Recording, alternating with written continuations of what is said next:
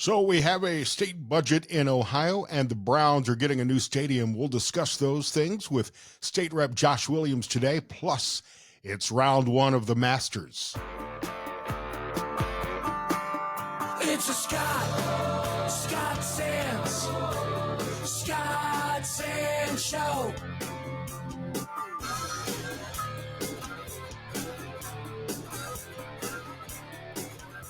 Hey there, how y'all doing?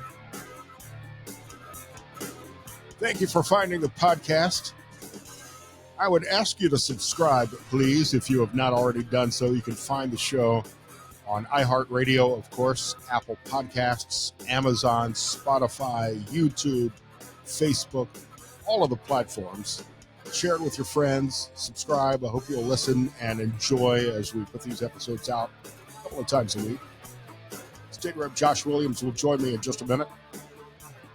I did a thing last night, and I want to brag about it. Please indulge me, if you will.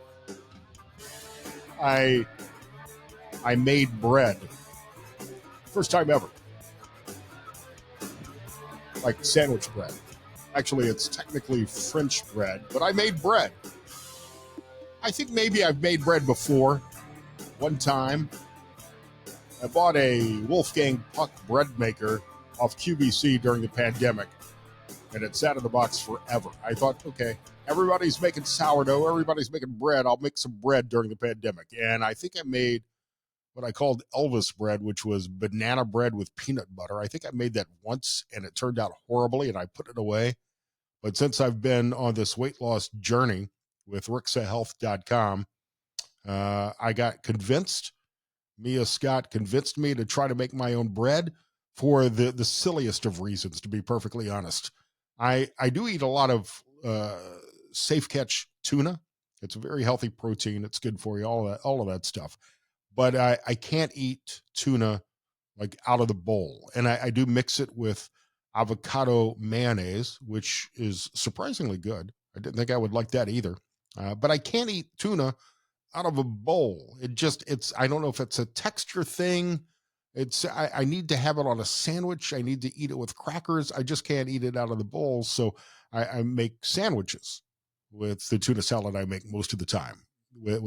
I use pickles and sometimes some olives, some other things to give it some different flavors. That's beside the point. But I was talking to Mia about that, and their podcast episode, which should have been titled "The Food Pyramid is Bullshit." It's not, but it should have been.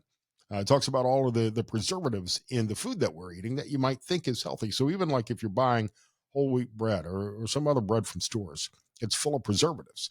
And she suggested I try to make a sourdough. I don't have a sourdough starter. That's a whole other issue. And I'm not even sure I've ever actually had sourdough. But she convinced me. Leaving the podcast recording yesterday, I stopped at Meijer and Target and bought some organic flour. I bought the bread maker yeast, and it's surprisingly simple. It's literally like 3 cups of flour, a little bit of yeast, and I put a little honey, some organic honey in there, and water, and that was it. And you turn the bread maker on, and 3.5 hours later, you got a loaf of bread. I made cut off a slice last night, and it was delicious. It was really good bread, and it has none of the preservatives in there. It was just, and my most importantly, my apartment smells amazing from making the bread. It was I don't know why I've never done it before. Kind of a pain to go through the process, and yes, I got flour everywhere, but it wound up being delicious bread that I can make now without all of the preservatives. And if you haven't listened to the rixahealth.com podcast, if you listen to no other episode, listen to that one where they talk about the preservatives in food. It's episode 2, I believe, Health Without the System, and you can find it on all the podcast platforms as well. Actually, I was meeting with Mia yesterday because WTOL, Channel 11 in Toledo, is doing a news story. Must be a slow news week about how much weight I've lost over the past 15 months, which is about 100 pounds, thanks to tirzepatide, a GLP-1. And I think that's what they're going to do the story on. So after that meeting, after the news interview, I think Amanda Fay is going to do the story on WTOL in the next couple of days. Came home and made tuna and made bread. That's, if you're wondering how my unemployment is going, I'm now at the bread making phase, which is fine, really, because during the pandemic itself, I didn't get caught up in the bread making phase of the pandemic. So I'm coming at this a few minutes late. Before Josh joins us, let's go through some of the headlines. Yesterday, this, of course, was the big story and kind of a surprising U-turn. Although not unexpected, I think many of us who watch the markets knew that this was going to come. Donald Trump hit the brakes on his tariff plan for 90 days across the globe. China remains excluded from that reprieve. This decision came after a cascade of advice and warning bells from market experts and panicked advisors who feared the tariffs would tank the economy. I've talked about this before several times. I understand what he's trying to do, and it's much needed to reset the American economy. But the markets didn't like this at all. And after a roller coaster week of rising bond and interest rates and the media circus involving Elon Musk and Peter Navarro, Trump's trade advisor, Trump finally decided to listen to his Treasury and Commerce Secretary's calls for patience. And the market rallied, I think, at one point up 7%, 8%, 9%. I'm not going to talk about the futures market much, although I am up early and watching the futures market. We've got inflation numbers coming this morning, but we're recording the podcast episode way too early. And by the time this gets posted and you're able to listen to it, anything I tell you about what the market is doing right now is going to be outdated information. The main focus is, and certainly don't take my advice when it comes to investment, but keep in mind your long-term goals. And major market sell-offs like this typically create better opportunities to buy and for future gains. And as an investor, this takes patience. You need to learn to make your portfolio decisions by weighing policy impacts on business and who will be the winners, who will be the losers. At the end of the day, the market hates uncertainty. And what we're experiencing now is some pretty chaotic policy. It seems like things change every hour. So until we have some real clarity on tariff policy, I'm sure the markets will remain pretty volatile, and we'll keep an eye on that. I might do a live stream later today. By the time you see this, by the time you listen to the podcast, if I do a live stream, it will have already happened when the market opens. A lot of stuff going on in Congress that we could talk about as well, including efforts to pass and extend the Tax Cuts and Jobs Act. We'll talk about that with Josh Williams in a few minutes as we tell you to join us on Tuesday for the Protect Prosperity Tax Day rally at Wildwood Metro Parks. Meanwhile, the Republican-controlled House, not exactly rolling out the welcome mat for federal judges these days. They've just passed the No Rogue Rulings Act, designed to clip the wings of federal judges by limiting their power to issue nationwide injunctions. The bill, I'm sure, will create a tug-of-war with the Senate's Democrats, ready to flex their filibuster muscles. President Trump and his supporters see this as a way to finally push back against judicial blocks on their sweeping policy moves. I would not expect any judicial impeachments anytime soon. Even Republican leaders doubt there's enough support for that. But this might have the impact of reining in some of this judicial activism that we've seen from the courts. And speaking of courts, I've been following this case closely for a year now. The courtroom in Idaho buzzing as legal teams play hardball over evidence in the Idaho college murders trial. Brian Koberger, accused of murdering 4 University of Idaho students, faces a language barrier. The judge has banned terms like sociopath, but has not ruled out murderer. There's a lot of legal wrangling unfolding as the court mulls over what evidence can enter in this trial stage. Hefty debates over text messages and 911 audio. In August, when this trial is expected to conclude, I'm sure this verdict will attract some nationwide attention. Sad news out of Kentucky. You know, I'm a bourbon guy. I haven't been drinking much bourbon on the GLP-1s. I was telling Mia that yesterday. But you can see the bourbon rack behind me. America's oldest continuously operating distillery temporarily closed this week because of major flooding in Kentucky. The Ohio, Mississippi, Kentucky rivers continue to surge, and that has shut down Buffalo Trace, perhaps my favorite distillery in Kentucky. It's along the banks of the Kentucky River in Frankfort. That river crested at 48.2 feet, the second highest in Frankfort's history. The highest flooding on record at that Frankfort lock is 48.47 feet in 1978. I've seen video of this on social media. Buffalo Trace showing drone footage and some pictures from their historic, beautiful buildings on the distillery property. And the distillery expected to remain closed at least through today. It's not accessible to consumers or team members. I expect, based on some of the flood damage I've seen from Buffalo Trace and other distilleries, it may be closed a little bit longer. Don't know what kind of impact that will have on their bourbon output, and how many barrels in the rickhouse may have been affected if there was seepage of the river water into the barrels.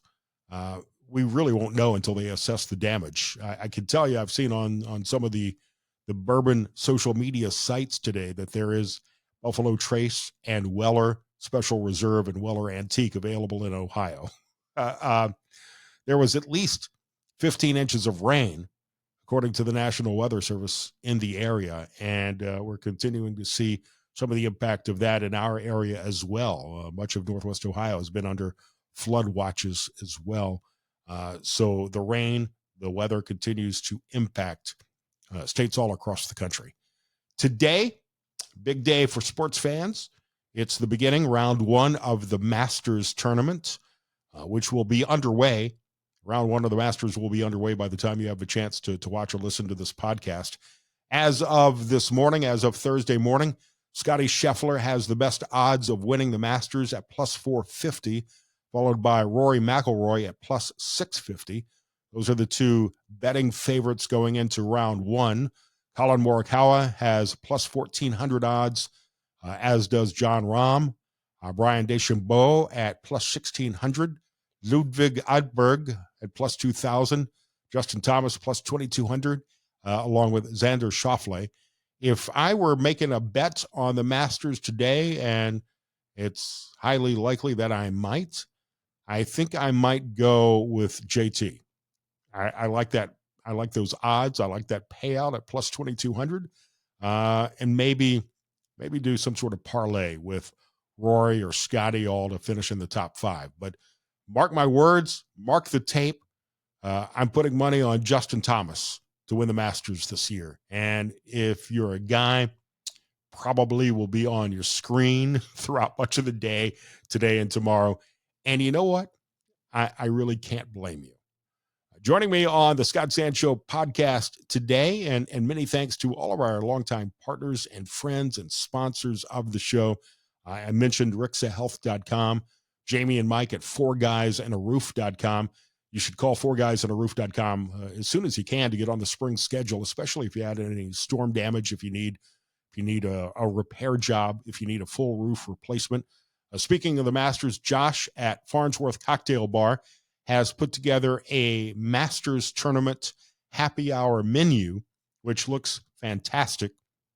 He's got, I saw pimento cheese sliders on the menu for happy hour. I got to try those. I love a good pimento cheese. It's not on my diet. I'll make a Masters exception and have a cigar at 3rd Street Cigar.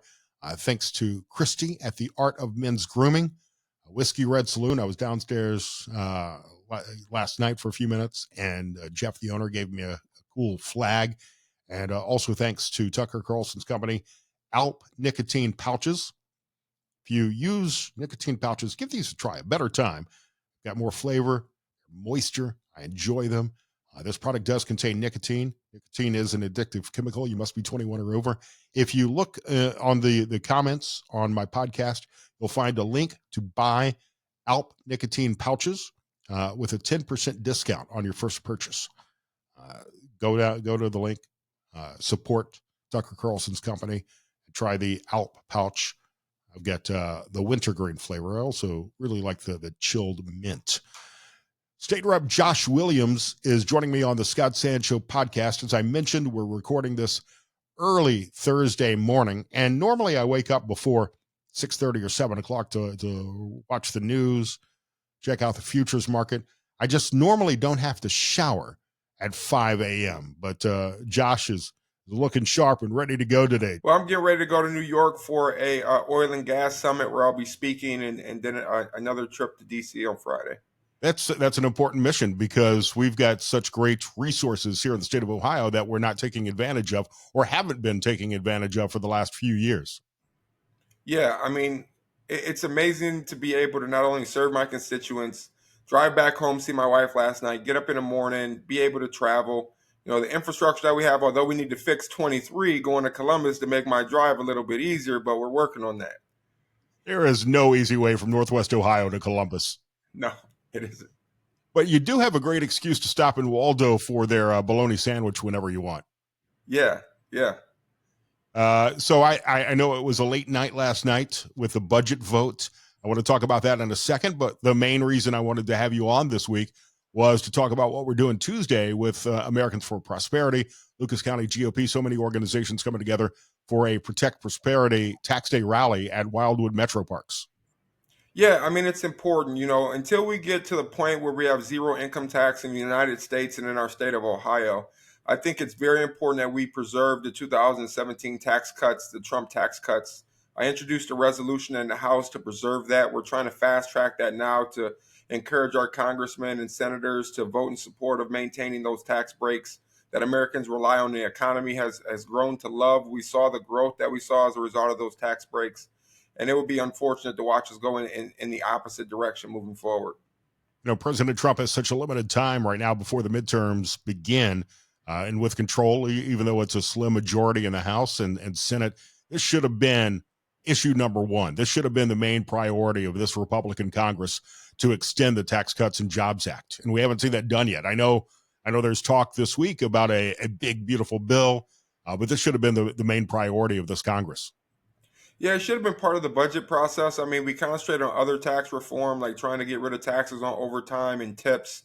But we should enshrine in permanent law the actual tax breaks that we got back in 2017 that we know that were effective and saw the economy start to grow until COVID shut it down. But then now we have to deal with the reality of those are going to expire here in 25. And we need to make sure our congressmen and senators vote to maintain those tax breaks.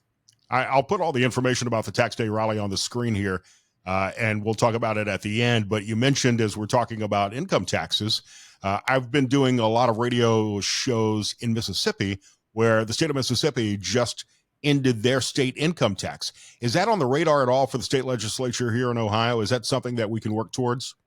It is on our radar. We've been doing it kind of in increments to make sure that we don't upset the cart. Essentially, it's a big transition for a state to be able to switch over to zero income tax. One, you got to tighten the belt and reduce spending. Two, you got to make sure you have other revenue sources that can keep up with the time so you can at least provide the basic needs to your constituents. But we have made some parts of that transition. Last General Assembly, we reduced the number overall brackets. There was a push this year, but we kind of had a gap year so far in the House's budget. My understanding is the Senate will look at whether or not we can move forward with another cut towards our tax percentages here in the state of Ohio to get us to that stage where we could fully eliminate the income tax. You know, as we've had a slow population drain in the state of Ohio over the last few years, I think this is something that would really make the state more competitive to attract businesses and to keep residents here. And we'll talk about sports in just a second, but it also with all of our professional sports, with the Reds, with the Guardians, with the Bengals and the Browns, and with all of the NIL money going into the Ohio State University, it would certainly make us a more attractive state for professional athletes. Yeah, I think it's going to be an attractive state, not just for professional athletes, but for the average worker, you know, our construction workers, our laborers, our trade unions, and businesses alike. You know, we're trying to create a good economic climate, a good tax base to attract businesses. We're investing hundreds of millions of dollars in retooling our workforce to be able to meet the market needs of the time. And we're starting to see that by, you know, announcement after announcement of big major projects committing to the state of Ohio.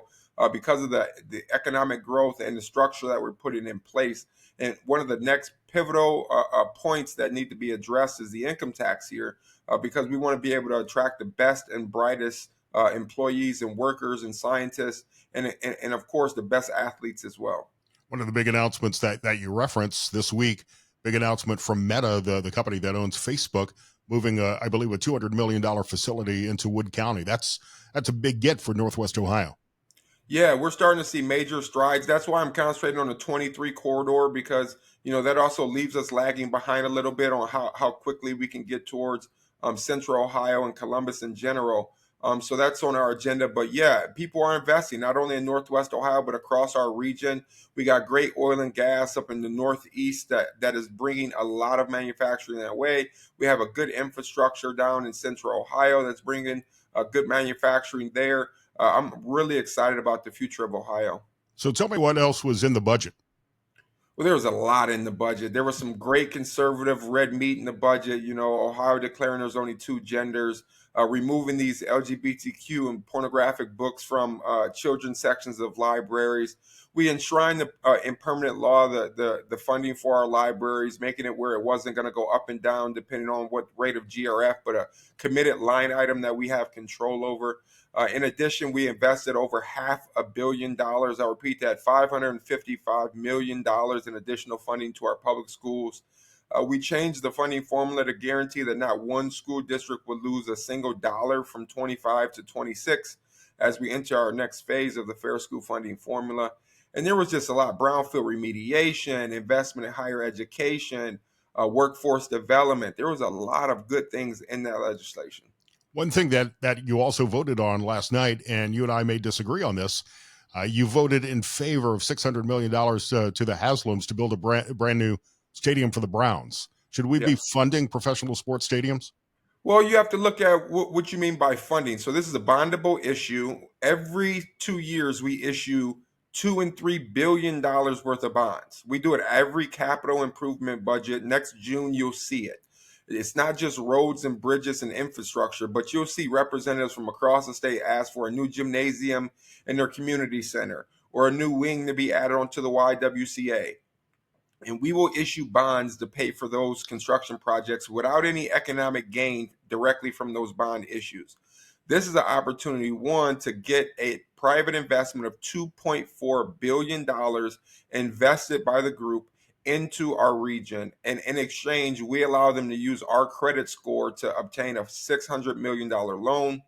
We got them to, for the first time in NFL history, to also put down a cash bond guaranteeing a portion of the repayment. It went from 35 million to 38.5 million, and at the final hour the speaker and his leadership team was able to get it up to $50 million of a cash bond that will stay for the 25-year life of the project, gaining interest.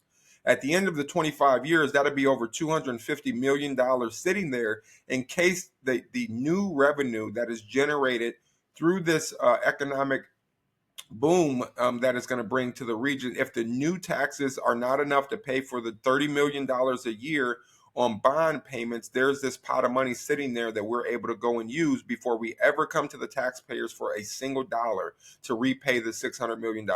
And that's a great structure.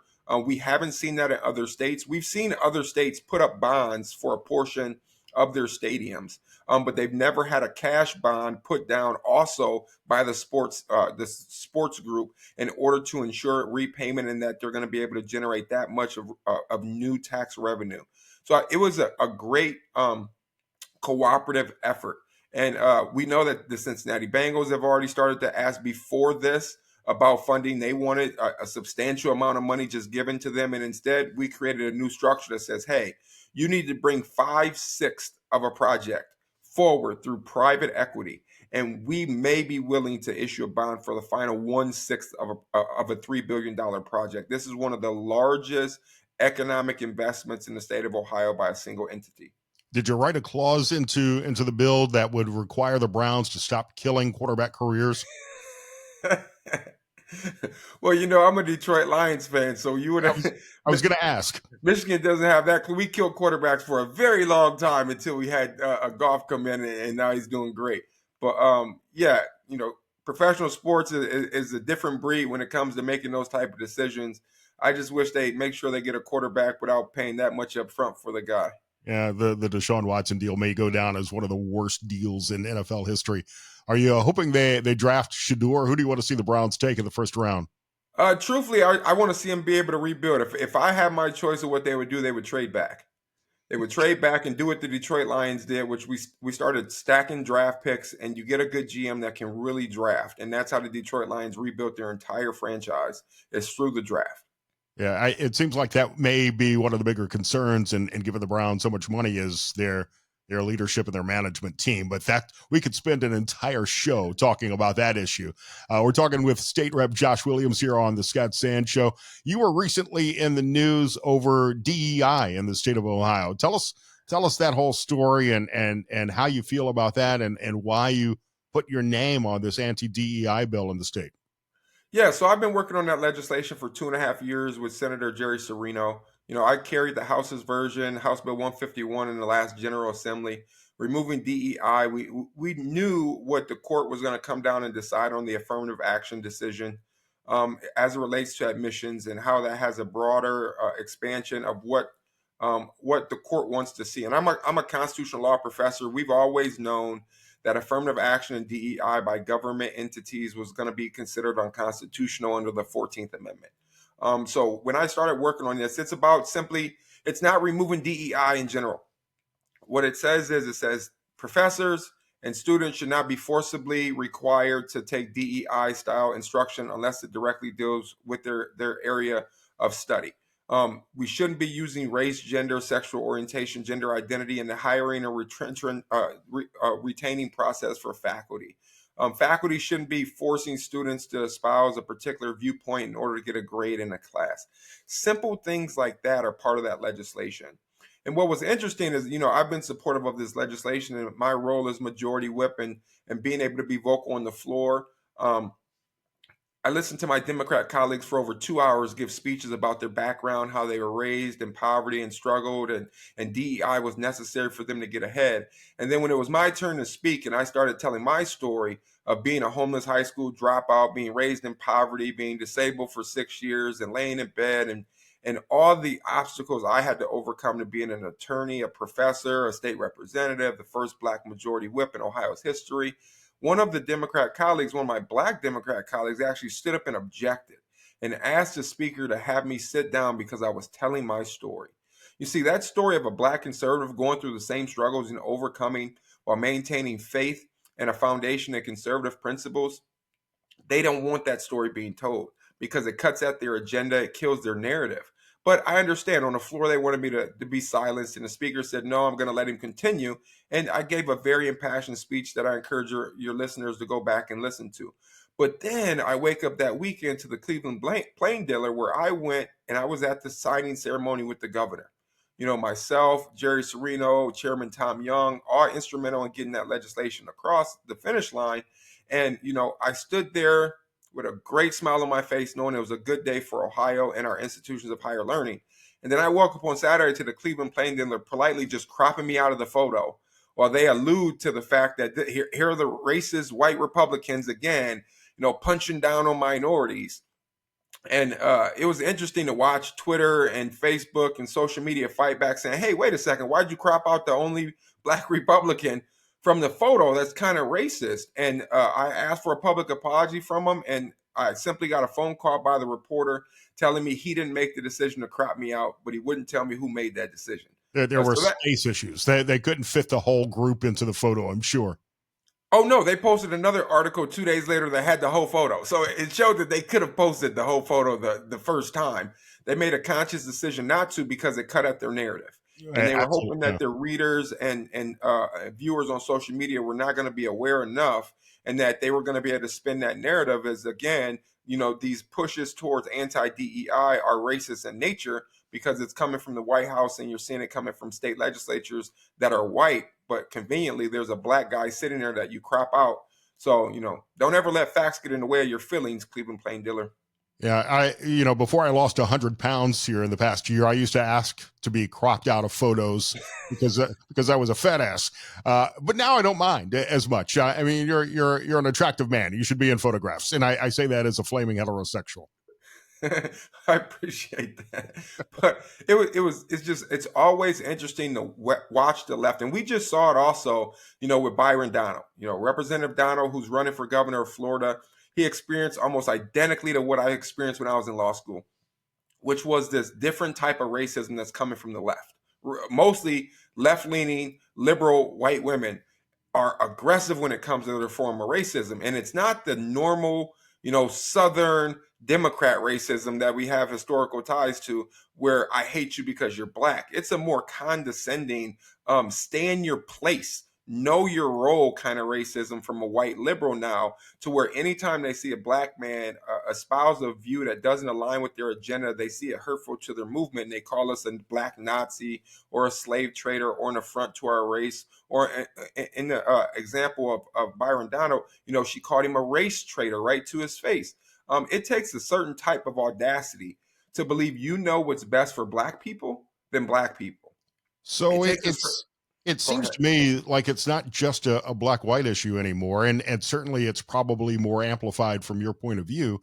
But if you disagree with a Democrat, if you disagree with a liberal, you're automatically a Nazi. You're automatically an enemy. And I think there's some of that coming from the MAGA movement and the right as well. I think just because you have a political disagreement, you're not an enemy. You just disagree. And there are certainly some horrible policies coming from the Democrats, but that doesn't mean that they may not be well intentioned. And I think that we need to find ways to tone down the rhetoric in our country just a little bit.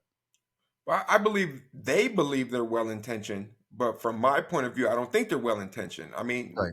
we watched during the Black Lives Matter rallies, and I can show you videos of organizers of a march where they were going against Trump supporters. A black girl says, "Well, you're an ally. Do your effing job and go punch a Nazi in the face." And literally, she yells at this white gentleman about shut his mouth, be an ally, and just go use violence. Right, that because he was a white male, that was assumingly a straight white male, his voice somehow didn't matter to their cause. And we're starting to see that, this kind of oppression politics, where depending on where you sit on a scale of who was oppressed more, your voice can be amplified or suppressed. If you're even if you're a black male in the Democrat Party, they will suppress your voice because you're a straight male, right? They want you to be a minority that's a non-binary, non-cis person. All these check marks, somehow your voice becomes amplified compared to your peers. And that is the worst part of racism and misogyny that we've seen in this country. The 14th Amendment literally enshrined after slavery that we simply wanted to be treated equal, not preferred, not different than, but equal. And we're watching the left go right back to their Southern Democrat roots, where they want to treat us differently because we are black. And we're seeing some of that violence rear its ugly head again with the attacks on Elon Musk and Tesla owners, even if they are Democrat Tesla owners, because they were trying to save the environment. Their car could get keyed or burned down at any given moment. State Rep Josh Williams here on the Scott Sand Show. I don't want to take up too much more of your time, but I did want to hit on a couple other things real quick. Next up on the agenda, it seems like, will be banning cell phones in schools. Your thoughts on that, and why you would support Governor DeWine in that effort. Well, I mean, first, I was always supportive of banning cell phones in schools, but there was a huge push to say, no, make it permissive. Let the school districts make a choice for themselves. But guess what? We gave them the option, we gave them the authority to ban it on their own. And school districts didn't like the political pressure that they were getting from parents of young teens who want to be on TikTok during math class. I'm supportive of the idea. The first thing I consider when it comes to the school districts is what is the educational outcome that we are getting for the money we're investing in our students? Are we doing our students a disservice by allowing them to continue to struggle to read and write even though they're graduating? So if cell phones are going to be a distraction, if social media is going to be a distraction in the classroom, I say get rid of it. I just went and toured one of my schools. I went out to Rossford and spoke to their junior high and their high school. And I met with a group of 5 students that were seen as leaders in their school, potential leaders. And the guidance counselor does weekly sessions with these guys, teaching them leadership skills. Every one of those kids walked in with headphones. And I don't mean earbuds. I mean over the ear headphones around their neck, connected to their phones. Every single one of them. And I was amazed. I said, well, wait a second. Your teachers let you put on headphones? Well, yeah, as long as we're doing our assignments, we can have headphones on. Tell me how these kids can concentrate while listening to music and listening to TikTok and listening to the Scott Sands show while they're doing their math or their reading. We're literally breeding a generation of kids that cannot focus on the assignment at hand without some form of distraction. And I'm sorry, but we got to get away from that. So yeah, I mean, I love my classical schools in the state of Ohio that they don't even use tablets or electronics. In the school districts, we just passed a portion of the bill that allows them to take their state tests on paper instead of on electronics, so they can maintain their culture in those classical academies like NOCA here in Northwest Ohio that's doing amazing work.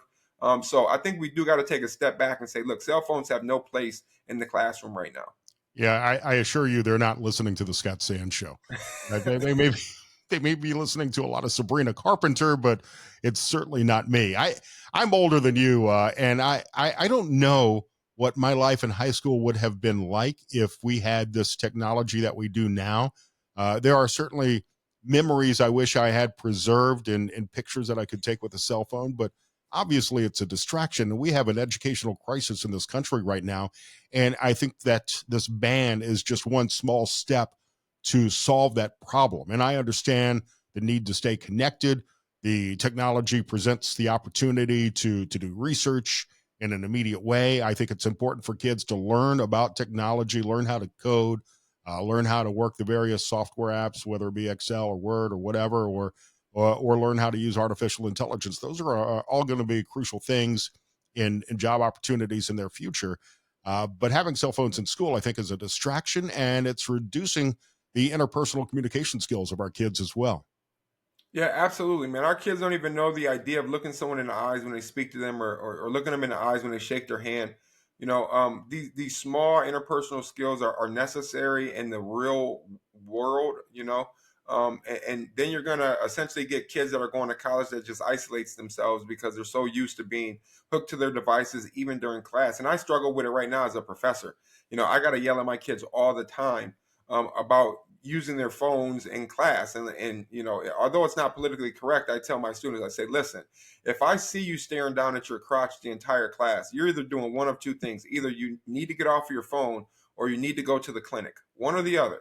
So like either way, it's an issue. So like I yell at my kids all the time because I'll see them on their phones. And even laptops now in college, my syllabus says you can't use a laptop, but I tell them unless it becomes a distraction, I'll watch kids literally stare at their screen, not typing the entire class. I know you're not paying attention. And then when you get a deal in the midterm, I have no sympathy for you, right? You're the one paying for this education.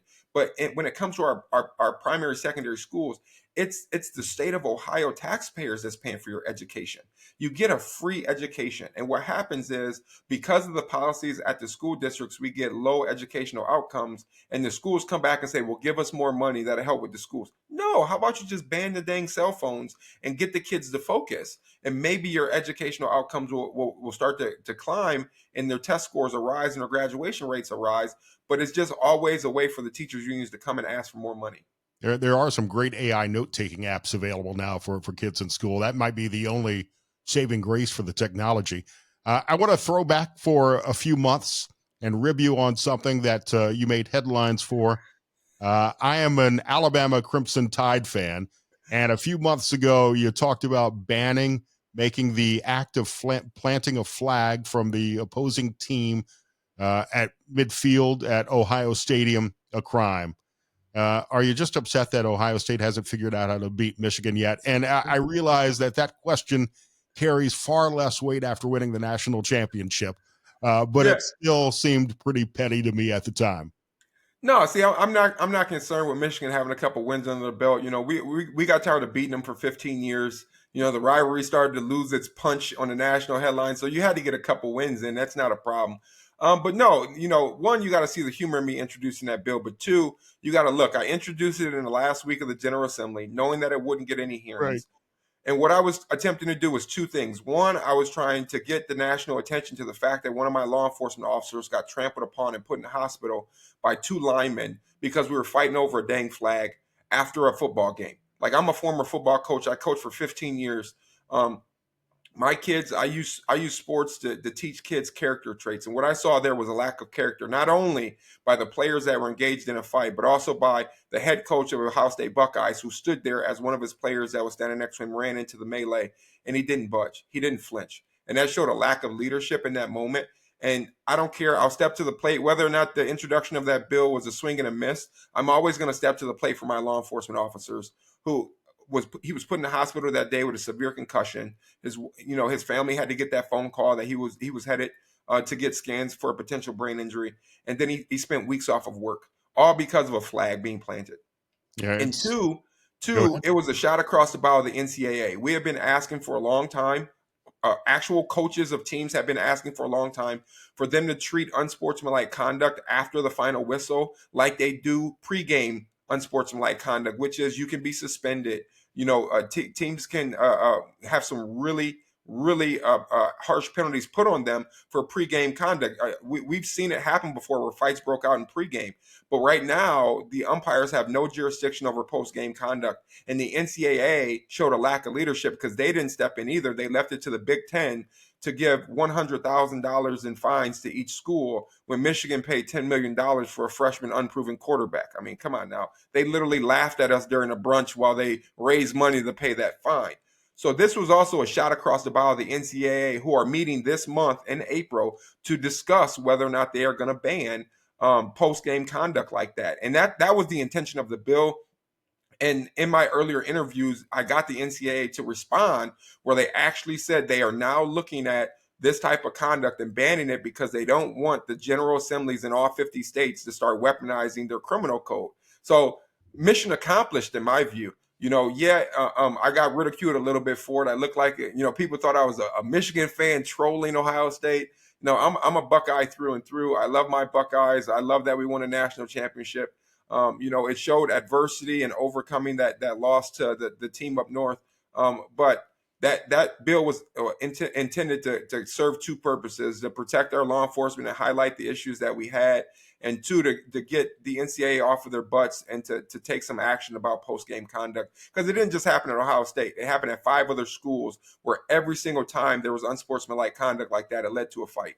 Yeah, there's been a complete lack of leadership on a number of issues from the NCAA that need to be addressed, specifically with the transfer portal and NIL money. I don't know that they'll step up and address that, but it would be nice to see. Look, this is our first time talking, and I've been really impressed with you. We had the chance to meet at the Vivek rally at his announcement here in Toledo. You've been an early supporter of his in his gubernatorial race. And I will see you again Tuesday at Wildwood Metro Parks in the Sycamore Pavilion for the Protect Prosperity Tax Day Rally. Got a message prepared? Are you getting ready? I've been asked to MC this, and I don't have a speech. Yeah, I always choose not to do a prepared speech. I do bullet points, but I prefer to speak from the heart. I don't want to seem like a robot reading, words on a page that somebody else wrote or I wrote weeks earlier. I speak from the heart, and I truly believe what I say. So I choose to maybe give bullet points down on a sheet of paper, so I make sure I cover all the topics that I want to discuss. Yeah, I don't have a prepared stump speech either, so I'll be winging it to a large degree. I do want to see everybody gather a bunch of tea and throw it into the Maumee River. Do you think we can get that done? I don't listen. After Maumee dumped hundreds of millions of gallons of raw sewage into the Maumee River, don't pollute my Maumee River anymore. All right. So what's going to be the message? What do we need to get across on tax day to everybody that comes out to Wildwood Metro Park? Yeah, so the main message for me is, the pockets of average Ohioans and Americans is not a bank for the federal and state governments to loot in order to implement their programming. Like the goal should be to put more dollars back in the pockets of everyday Ohioans and Americans to be able to have a voice. So, the court said in the Citizens United decision that corporations had a free speech right to be able to donate in campaigns. But what we don't understand is that Americans, their free speech right is more than just being able to grab a microphone on a podcast, but it's able to speak with their dollars, right? What businesses they support, what items they purchase is indicative of who they support, and that's free speech. So every time that taxes are in place that pulls more money out of the pockets of average workers, it's suppressing their voice in the marketplace. And that's not the way our country was founded. President Trump was right. We were a tariff-driven country for a very, very long time. And then when the income tax was implemented, it was promised that it was only going to be 1%. It was only going to be 1%. And now you're seeing some states like California where the average worker is paying upwards of 70% of their income in taxes towards the state or towards the federal government. And that's not even including property taxes, sales tax, and all the taxes that are there, because the Democrats believe that the government's role is to take from the rich to give to the poor. And I don't prescribe to that mentality. Don't belittle the power of a microphone and a podcast. I think you podcasts and shows like this give a great alternative media point. We were able to make tremendous strides in the last 2 election cycles because the government is a good propaganda machine, and so is the major political parties. But it was the podcast actually that pulled out that election for us. Some of the national podcasts gave an alternative view to middle of the road voters where they weren't indoctrinated by mainstream media. And these are becoming more and more powerful to get the information out. So I actually appreciate the time to come on today and speak to your listeners and your viewers, because anytime that we can get our message out of what we're doing here in the state of Ohio and get it out without the Democrat lens of the mainstream media, like the Cleveland Plain Dealer that wants to put a left-leaning slant on everything, I appreciate those opportunities to talk directly to my constituents and my listeners. And what I appreciate about doing a podcast now as opposed to a radio show is that instead of an 8 or 9 minute segment, we can kind of go in depth on some of these issues more often. And I'd love to have you back on again soon. Yeah, anytime. Invite me anytime on, Scott. I mean, I just did a couple podcasts about my DEI floor speech, and now we're talking about getting cropped out of a photo because they want to shape a narrative. So anytime I got legislation or there's stuff pending in the state of Ohio, feel free to get me on. You see, I'm willing to get up early in the morning and do the podcast. I don't know how willing I am to get up this early in the morning every time, but sure. And I will see you Tuesday afternoon, 6:30, Wildwood Metro Park, the Protect Prosperity Tax Day Rally. It's you, Derek Marin, a bunch of Craig Riddell, a bunch of other speakers are lined up. It should be a fun event Tuesday afternoon, April 15th at Wildwood Metro Park, the Sycamore Pavilion, the Protect Prosperity Tax Day Rally. State Rep Josh Williams, great to have you on. Have a good one. Thanks. Again, I hope you'll join Josh Williams and I on Tuesday, Derek Marin, Craig Riddell, a bunch of other speakers for the Protect Prosperity Tax Day Rally, starting at 6:30, Wildwood Metro Park, Sycamore Pavilion. And thanks as well to Americans for Prosperity of Ohio for partnering with me on this podcast. Be sure to read their Buckeye Blueprint at americansforprosperity.org. Look, pets are expensive, right? A new study, though, has found that they're more than worth it. Researchers in England have looked at how much happier we are when we have a pet, and they managed to put a dollar figure on it. They're saying having a dog or cat makes you as happy as you would be earning an extra $90,000 a year. Look, I love my producer, Tiger the Cat, who made a short cameo earlier in the podcast. It's got to be more than $90,000. I'm not sure I could put a dollar figure on how much I love my cat and my pet, and always have loved my dogs and other animals. But I would also love to earn an extra $90,000 a year. Hell, I'd love to earn anything right now. So next time you're bitching about the cost of dog or cat food, just remember you would be miserable without them.